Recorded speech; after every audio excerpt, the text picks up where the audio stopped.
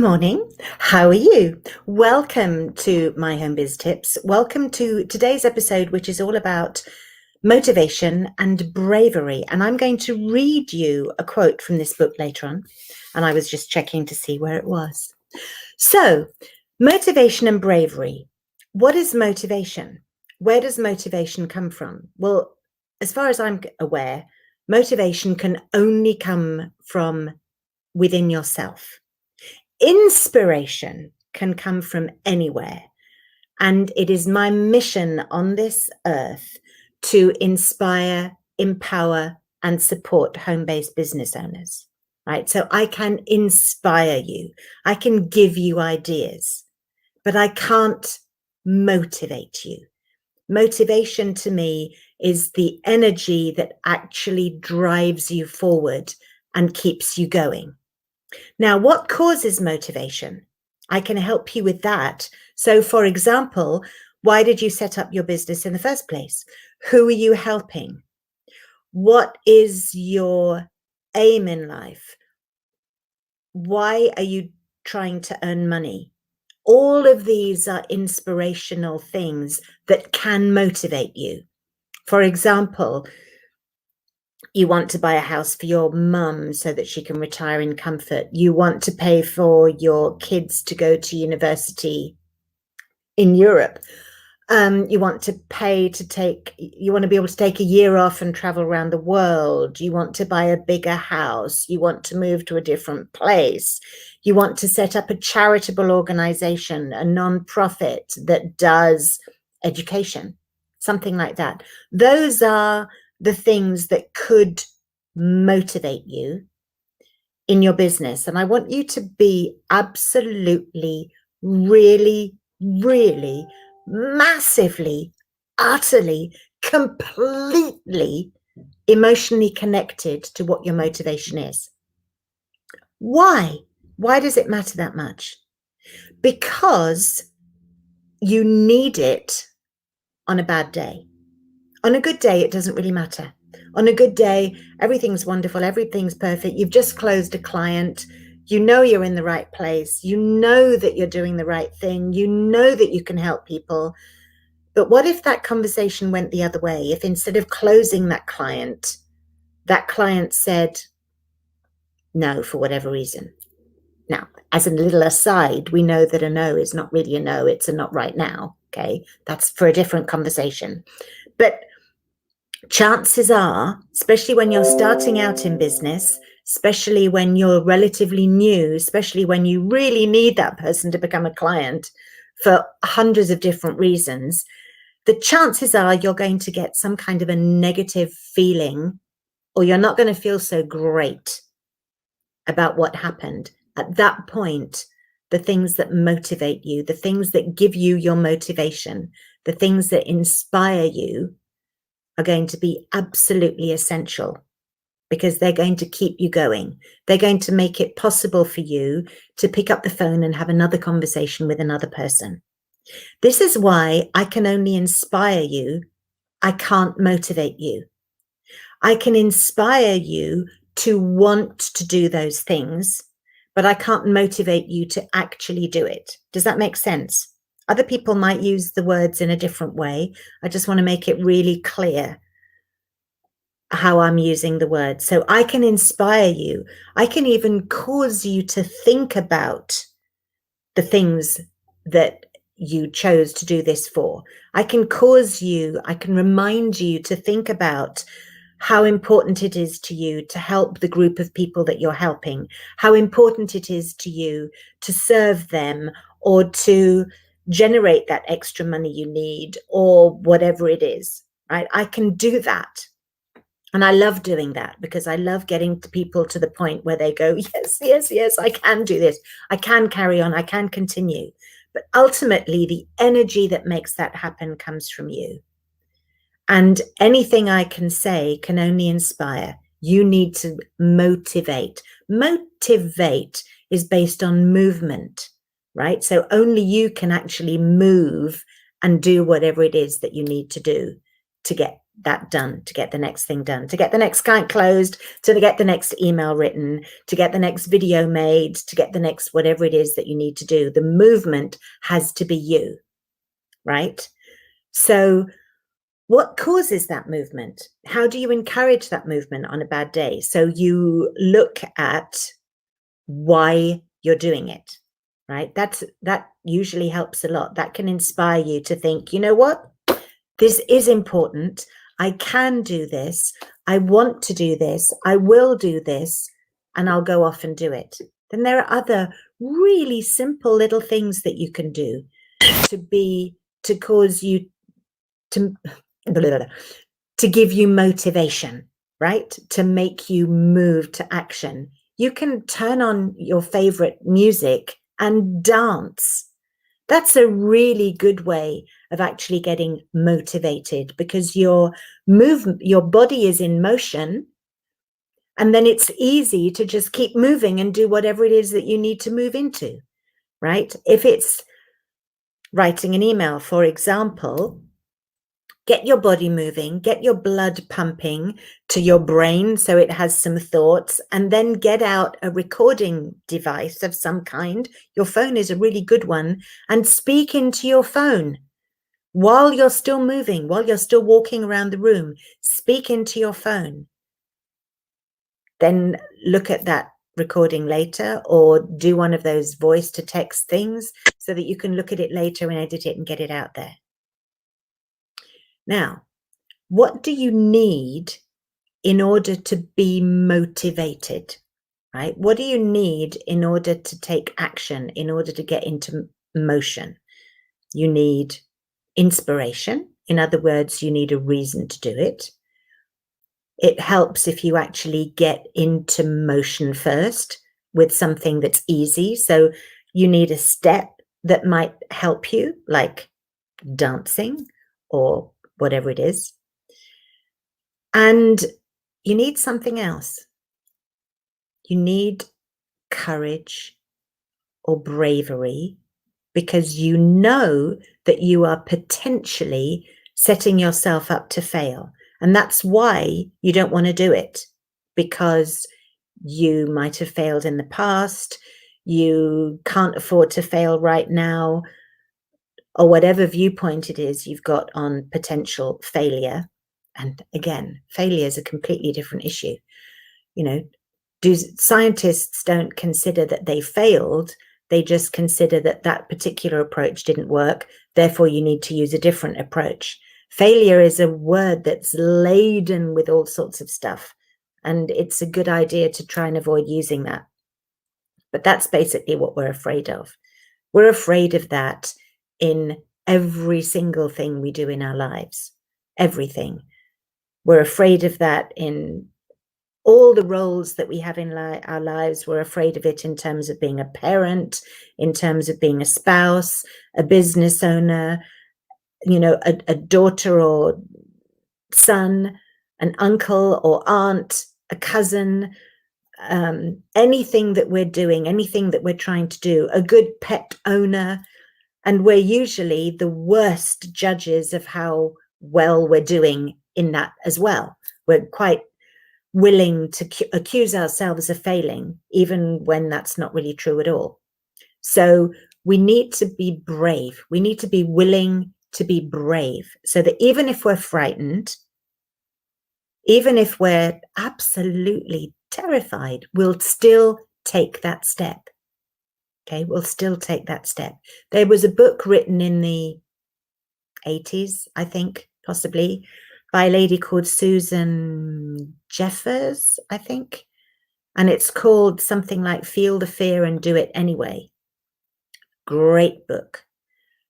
Really good philosophy. Everyone is frightened of something. A lot of people are frightened of their day job. Think of actors, for example. I don't know how many actors I've heard interviewed who say, yes, I still get nervous. I did an acting course several years ago, which of course involved a number of performances. And I've loved performing ever since I was little. I used to sing to my grandparents every afternoon while they were trying to nap after lunch. or every Sunday afternoon, should I say. I loved being in front of a crowd, in front of a group. When I got older and people talked about, or when I got into business and people would talk about rather being in the coffin than reading the eulogy at a funeral, I would think, I don't get it. Why do they feel that way? It's just part of who I am. I should probably have become an actor or something like that, but I didn't. But I did do some acting. And even though I was born wanting to do that, I would be about to go on stage. I'd be quite happy, quite confident, quite feeling great. And then I'd be standing in the wings. And suddenly my stomach would fall to the floor and I'd think, what the hell am I doing? I must be absolutely mad. I can't go out there now and say something in front of 300 people or 500 people or whatever it was in the audience. I don't even know what I'm supposed to say. What am I supposed to say? What's my line? I have no idea. And I would be in a complete panic for those few minutes. And I would think to myself, why on earth did I ever put myself in this position? I must be completely stark raving mad. Can the world please stop so that I can change my mind? That would be the best thing that could happen to me now. I want to change my mind. And then someone would say, okay, you're on, or I'd get a tap on the shoulder, or I'd hear my cue. And I'd think, I don't have any option. I've got to go. And I would walk out there and everything would be fine. Well, most of the time, things were fine. So even though I was really doing what I wanted to do, there was a moment where my fear almost stopped me. And when you're not doing what you really want to do, I can imagine that the fear would actually stop you. In fact, it does. It does stop me sometimes. If I have a list of people that I want to call because I want to have a conversation with them, because I want to show them something or introduce them to an idea or something. In other words, it's a sales call. I will find hundreds of other things to do that day instead, because I don't really want to have a sales call, because having a sales call is not my favorite thing. And therefore, I don't need to be very afraid in order to decide I'm not going to do it, right? If a sales call was my favorite thing, then I would be able to overcome the fear. Okay, I would be able to overcome the fear. Well, this was originally in my business. Now, of course, a sales call is an amazing opportunity for me because it's a chance for me to teach somebody something and potentially change their life. At least show them how they could change their life, or show them how I could help them change their life even more, because we sit down and we work out a plan. So they will go away from that time with me, at least with a blueprint of what to do next. Okay, that's at least they'll get that. So even if they don't become clients, I've at least helped them in some way. So I love it. Right now, today, it's not an issue. Even though I might get a bit frightened and I might think, I really need to close, two of the people I'm talking to do today, because I need to get that, two of my clients are finishing my program. I need some new ones to replace them, or whatever it is. Or, oh, my daughter's decided she now wants a guitar. Guitar isn't actually in our budget, so I need to bring in some extra money. So I really need to close a couple more clients. It's not a problem, but I still get nervous. And I still think, oh, you know what? I'd rather go and do something completely different, because there is an amount of fear. And I don't think that fear ever goes away. Going back to the actors that I see interviewed periodically, I don't remember any one of them saying, oh, well, after about 5 years or 5,000 performances or 75 interviews or whatever it is, or 6 failures, the fear goes away. I've never heard them say that. I've heard them all say, I get really, really nervous. Now they're motivated. They are very motivated. They are very inspired. They are very motivated, and yet they still get nervous. So they still need to dig down somewhere to get brave so that they can take that next step and do whatever it is that they need to do. And bravery comes from all sorts of different places. Bravery can be inspired. Bravery can come from moving your body and doing whatever it is. And we all are brave because we've all done things that we didn't think that we could do. We just need to switch it on in this particular instant. Which brings me actually to Deepak Chopra, Fire in the Heart, a spiritual guide for teens. Now, you might have been astute enough to figure out that I am not a teenager anymore, but I do have a teenager, and I buy her books sometimes and I read them first to see if I really think they're of value. And then I can encourage her and talk about what she's reading to inspire her to continue to read.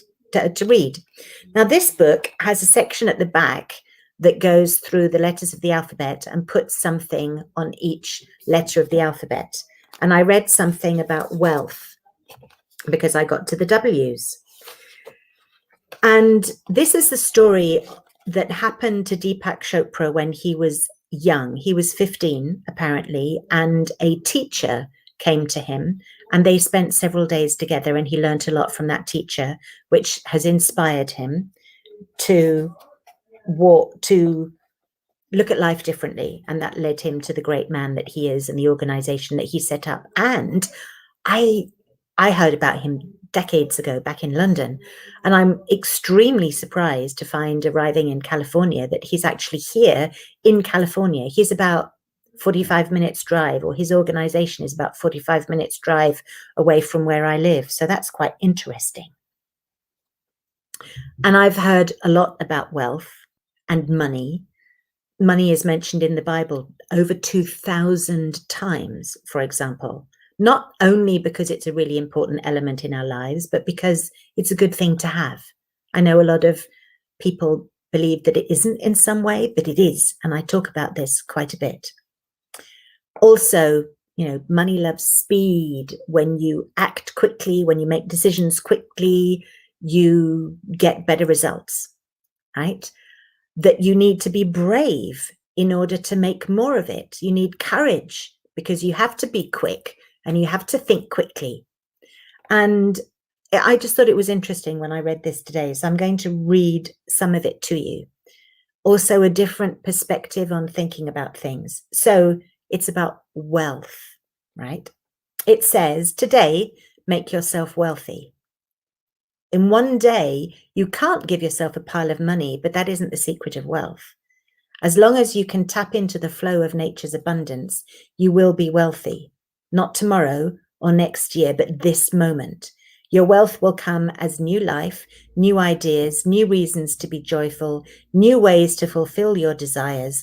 God's plan is always for more wealth and never for lack. That does apply to money too. If you ever feel you're lacking, look around. Nature is lavishly abundant everywhere you look. In every seed is the promise of a whole forest. In the fertilized egg inside a mother's womb is the promise of the billions of cells in your body today. This abundance started floating from the first instant of the Big Bang and has never stopped. Creation is now, and so is wealth.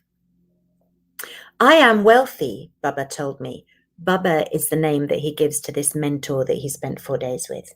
In fact, I'm the wealthiest person I've ever met. I had to laugh, says Chopra. Baba, you don't have a cent. You get to eat because someone invites you in every night. You wear the same clothes until they're worn out. I don't think you even have money. But somehow the universe has met every need I have ever had, said Baba.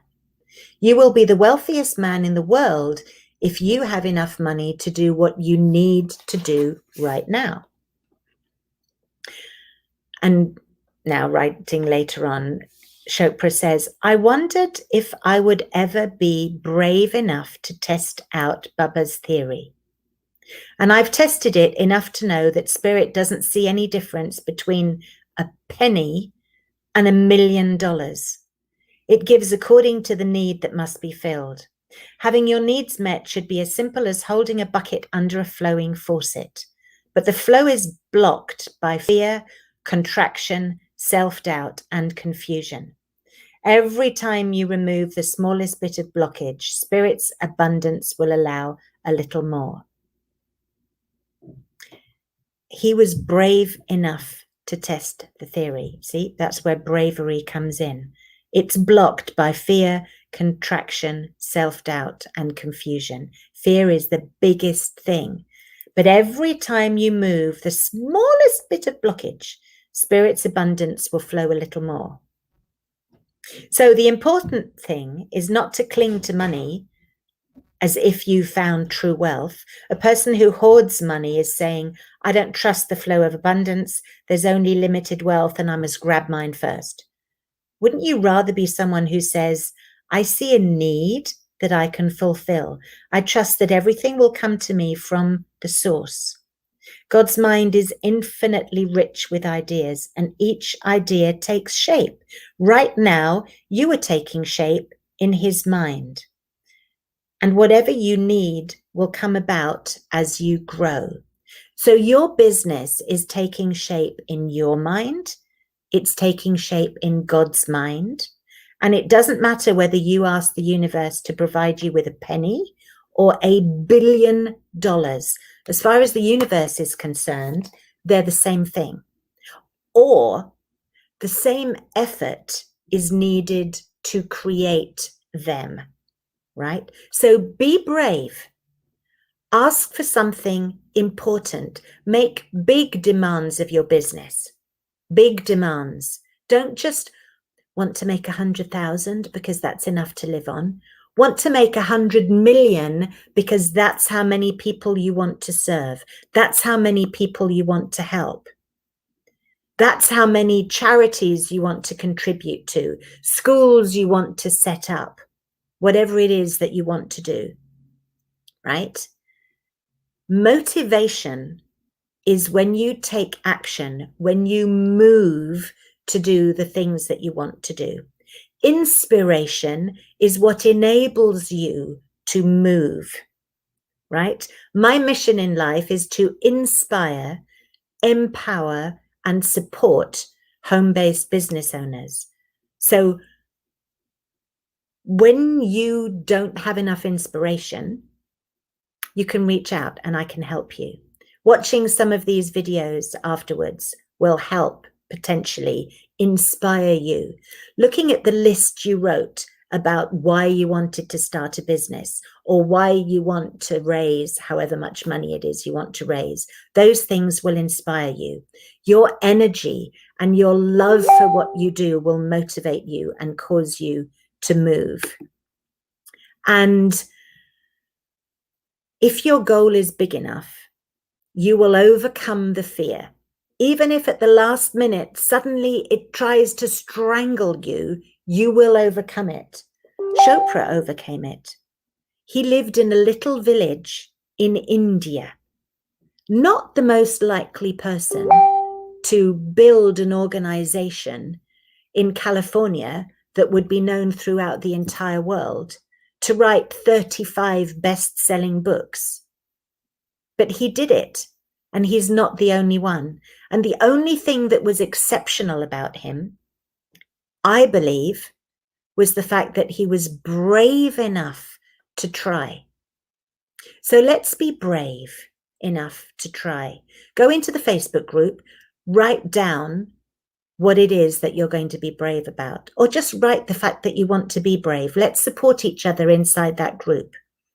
Okay, let's help each other, support each other, empower each other so that we can be brave, we can get motivated, and we can do what it is that we're here on this planet to do. Okay, that is my sermon for the day. I am Andrea Koochin. You can find out about what I do at myhomebiz.tips.